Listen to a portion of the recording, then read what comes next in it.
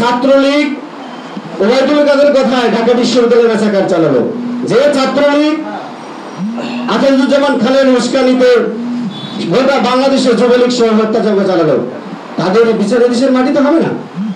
তাহলে যুদ্ধ আরেকটা হবে। এই যুদ্ধ করবে এই যুব অধিকার পরিষদ, এই যুদ্ধ করবে এদেশের ছাত্র অধিকার পরিষদ, এই যুদ্ধ করবে আমাদের শ্রমিক অধিকার পরিষদ।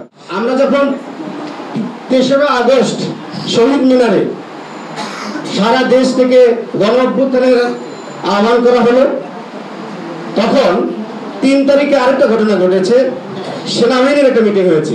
সেনাবাহিনী যখন প্রকাশ্যে সরকারকে বললো যে আমরা জনগণের বুকে গুলি চালাতে পারবো না, তখন ৪ তারিখে এই শেখ হাসিনা, এই হায়না, তিনি কিন্তু ছাত্রলীগ, যুবলীগ এবং আওয়ামী লীগকে পাঠিয়ে নিয়েছে। মনে আছে আপনাদের?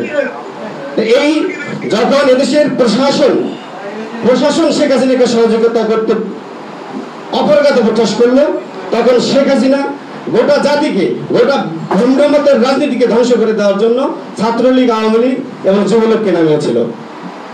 মনে আছে?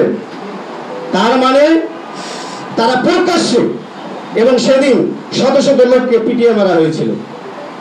তাহলে যখন কোনো একটি বিশেষ গোষ্ঠীকে, যখন একটি ভিন্ন রাজনৈতিক মতকে ধ্বংস করে দেওয়া হবে, তো তাদের এই বিচার, যেখানে আমরা শুনতে পাই ১.৫ থেকে ২,০০০ লোক মারা গিয়েছে, ছাত্র মারা গিয়েছে, জনতা মারা গিয়েছে, একটা বিশেষ জনগোষ্ঠীকে ধ্বংস করে দেওয়া হয়েছে, তো তাদের বিচার তো সাধারণ আইনে হতে পারে না।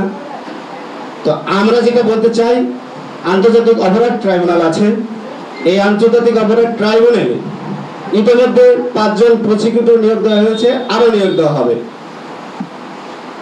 আমরা আজকে এই যুব অধিকার পরিষদের এই সভার মাধ্যমে আহ্বান জানাতে চাই, অবিলম্বে অর্ডিন্যান্স জারির মাধ্যমে এই আইন পরিবর্তন করে এই খুনি হাসিনা সহ সমস্ত দোষরকে গ্রেফতার করে আন্তর্জাতিক আদালতে তাদেরকে বিচার করতে হবে। আন্তর্জাতিক অপরাধ ট্রাইব্যুনাল কিন্তু আমাদের দেশে আছে, আমাদেরকে এর জন্য বিদেশে যাইতে হবে না। তো আমরা অতীতে আন্তর্জাতিক অপরাধ ট্রাইব্যুনালে যেটুকু বিতর্ক শুনেছি, সমালোচনা শুনেছি, প্রশ্নবিদ্ধর কথা উঠেছিল, তো সেগুলো তো সংশোধন করা যায়, তাই না? সেগুলো তো ইন্টারন্যাশনাল স্ট্যান্ডার্ড মানের করা যায়। সেগুলো করে শেখ হাসিনার বিচার করতে হবে, এবং আন্তর্জাতিক অপরাধ ট্রাইব্যুনাল যে আইন আছে, এই আইনের সুবিধা হলো এই আইনের সংগঠনের বিচার করা যায়। তো যে ছাত্রলীগ ওবায়দুল কাদের কথায় ঢাকা বিশ্ববিদ্যালয়ে মেসাকার চালালো, যে ছাত্রলীগ আসাদুজ্জামান খানের উস্কানিতে গোটা বাংলাদেশের যুবলীগ সহ হত্যাযজ্ঞ চালালো, তাদের বিচারে দেশের মাটিতে হবে না? তাহলে যুদ্ধ আরেকটা হবে। এই যুদ্ধ করবে এই যুব অধিকার পরিষদ, এই যুদ্ধ করবে এদেশের ছাত্র অধিকার পরিষদ, এই যুদ্ধ করবে আমাদের শ্রমিক অধিকার পরিষদ।